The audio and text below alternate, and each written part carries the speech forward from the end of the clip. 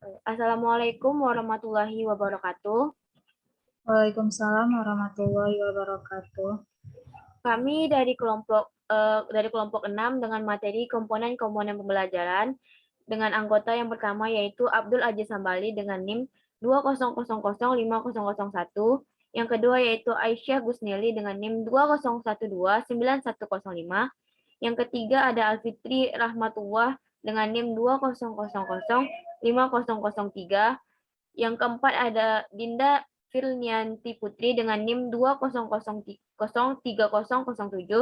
Yang kelima ada saya sendiri, Khairatul Aini dengan NIM 201290042. Yang keenam ada Khairul Nisa dengan NIM 2005012. Yang ketujuh ada Rani Nur Hafiza dengan NIM 2005017. Dan yang ke-8 ada Sri Aresti dengan NIM 19022131. Next, moderator. Next, Rani.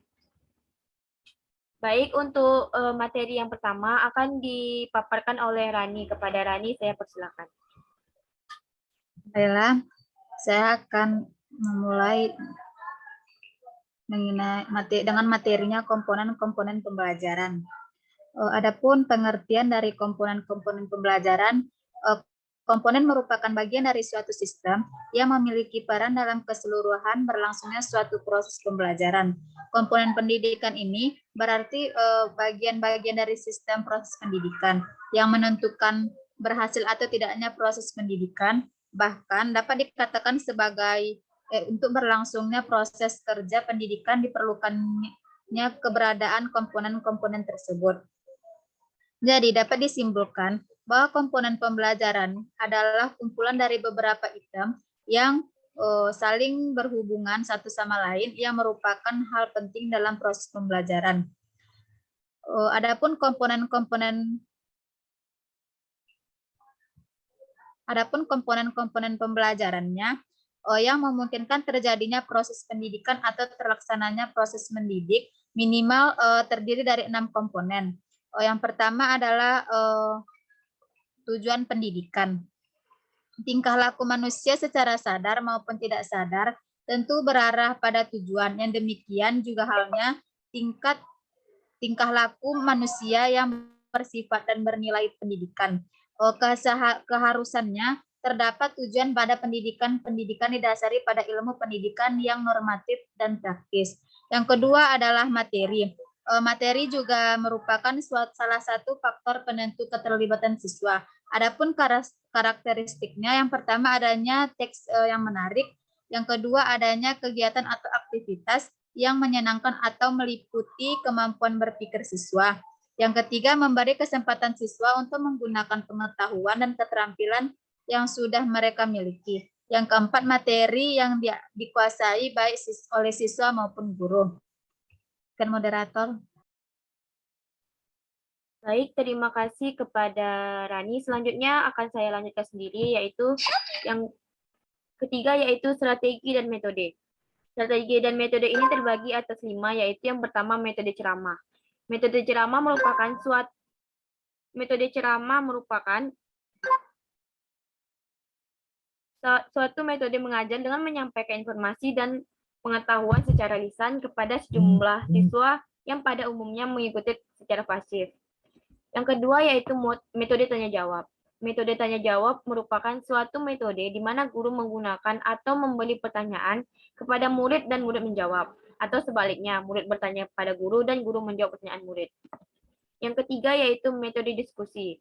Metode diskusi dapat diartikan sebagai siasat atau penyampaian bahan ajar yang melibatkan peserta didik untuk membicarakan dan menemukan alternatif pemecahan suatu topik bahasan yang bersifat problematis.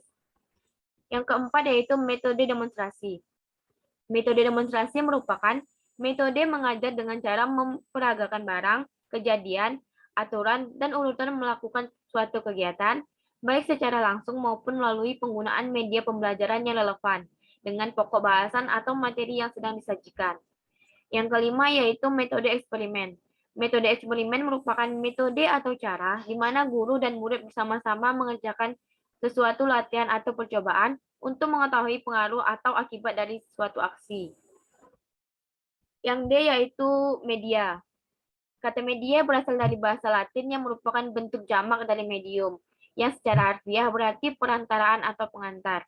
Jadi media merupakan perantaraan atau pengantar pesan dari pengirim kepada penerima pesan. Media pembelajaran merupakan perangkat lunak atau software atau perangkat keras atau hardware yang berfungsi sebagai alat belajar atau alat bantu belajar. Yang E ada evaluasi, yaitu istilah evaluasi berasal dari bahasa Inggris yaitu evaluation. Menurut Wan dan Brown, evaluasi merupakan suatu tindakan atau suatu proses untuk menentukan nilai dari suatu hal. Ada pendapat lain yang mengatakan bahwa evaluasi adalah kegiatan mengumpulkan data seluas-luasnya, sedalam-dalamnya yang bersangkutan dengan kapabilitas siswa, guna mengetahui sebab akibat dan hasil belajar siswa yang dapat mendorong dan mengembangkan kemampuan belajar. Next, moderator. Next, Rani. Baik, untuk materi selanjutnya akan dipaparkan oleh Kak Nisa. Kepada Nisa, saya persilahkan.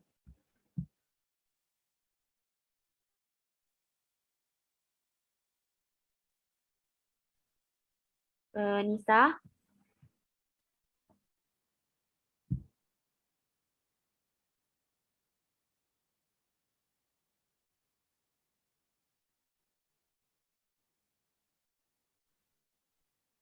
Nisa, suaranya nggak kedengaran. Kedengaran, Kak?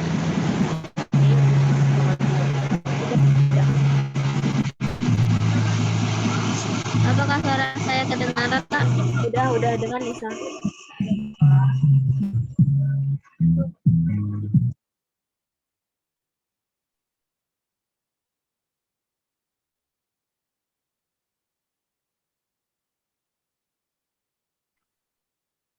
Nisa.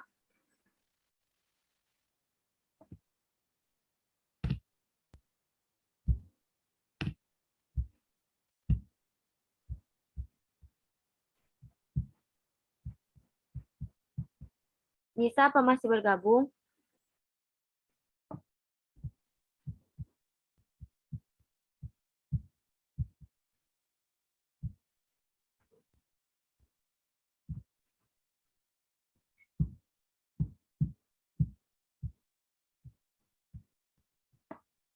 Nisa. Suara saya udah kedengaran, Kak? Udah.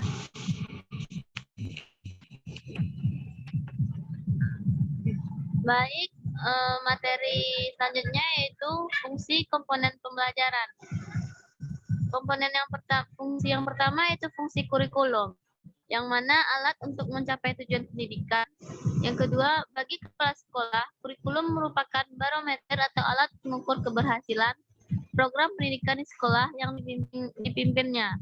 Yang ketiga, pendidikan sebagai pedoman atau ukuran dalam menetapkan bagian mana yang melakukan penyempurnaan atau perbaikan dalam usaha pelaksanaan kurikulum dan peningkatan mutu pendidikan.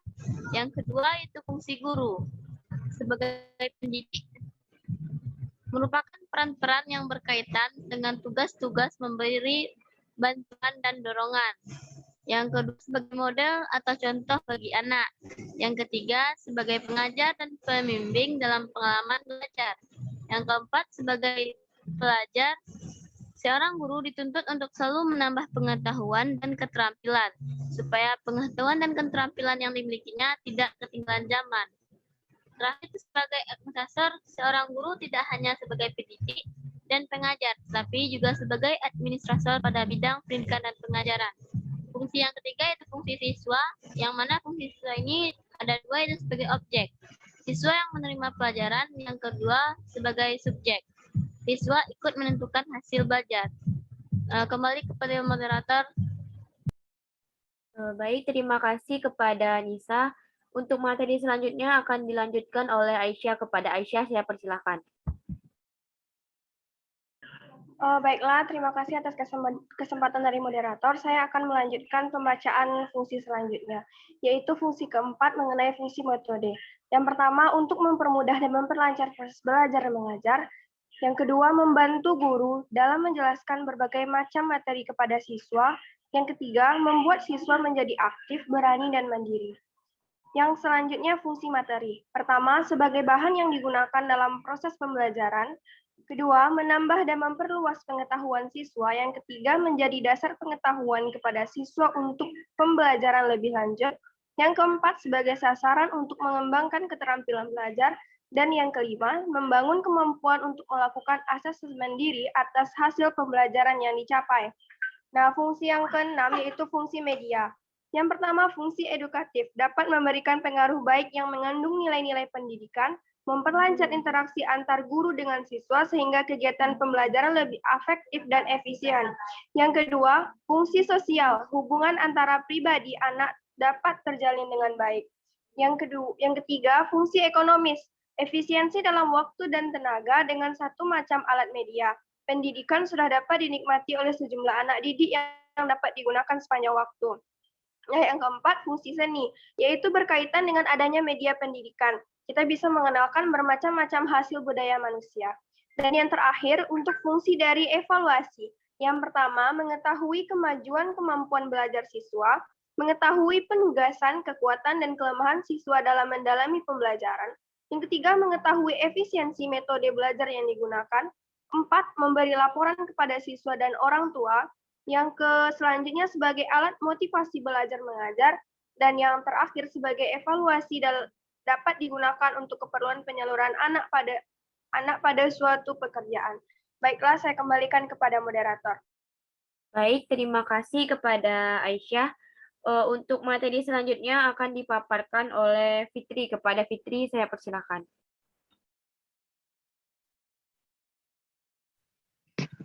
Baik, saya akan melanjutkan yaitu hubungan antar komponen pembelajaran. Di sini komponen pembelajaran antara komponen yang satu dengan yang lain memiliki hubungan dan saling berkaitan.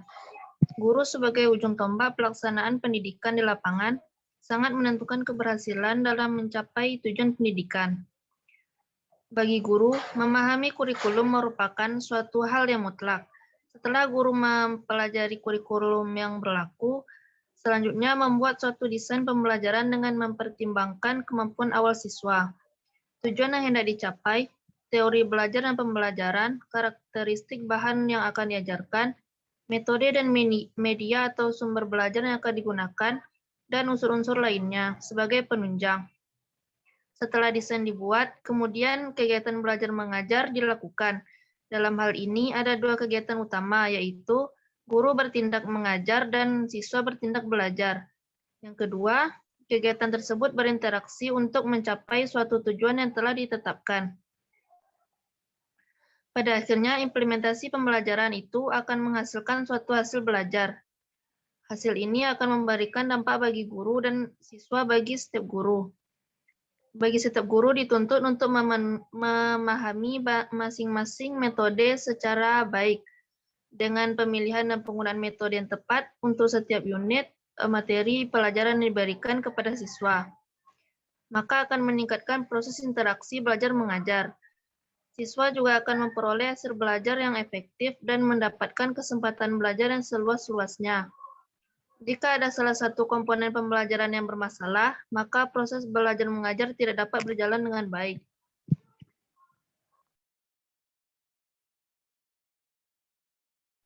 Baik, terima kasih kepada Fitri.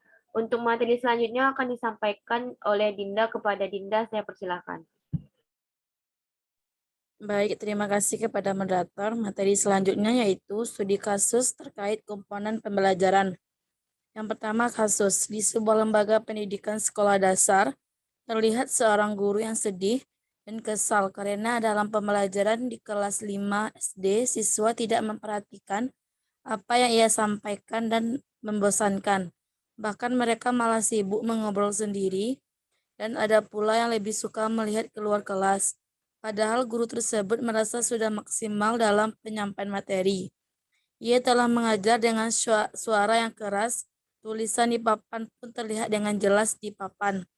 Namun mereka tetap saja melakukan hal-hal lain di luar kegiatan proses belajar.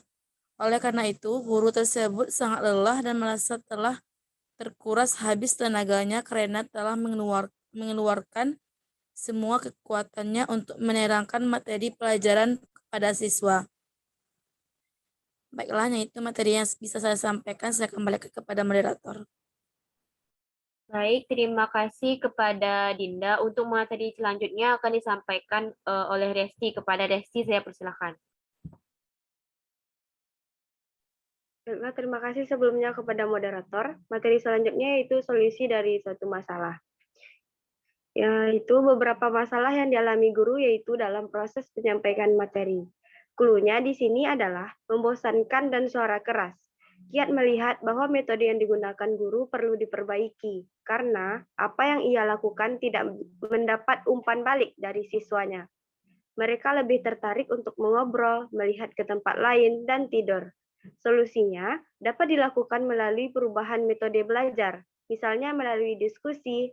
Setiap siswa membentuk kelompok terdiri dari 2-3 orang anak dan dibawakan pada suatu masalah yang perlu didiskusikan dan mereka harus terlibat aktif dalam proses belajarnya agar mereka dapat berkonsentrasi terhadap apa yang sedang dibahas dan memiliki motivasi untuk dapat menyelesaikan masalah tersebut sehingga diskusi semakin asik.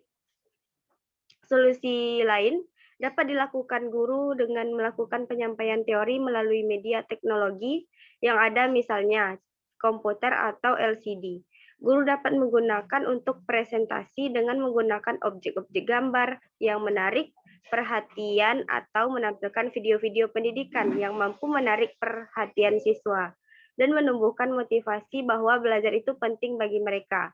Perhatian dan minat belajar mereka kurang dikarenakan metode mengajar yang digunakan tidak tepat, serta kekreativitasan guru dalam mengajar kurang, bahkan minim.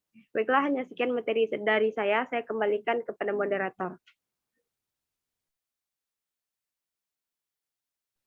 Baik, terima kasih kepada Resti. Baik, sekian presentasi dari kelompok 6. Maaf apabila ada kesalahan kata. Kami akhiri dengan wabillahi taufiq walhidayah. Wassalamualaikum warahmatullahi wabarakatuh. Waalaikumsalam warahmatullahi wabarakatuh.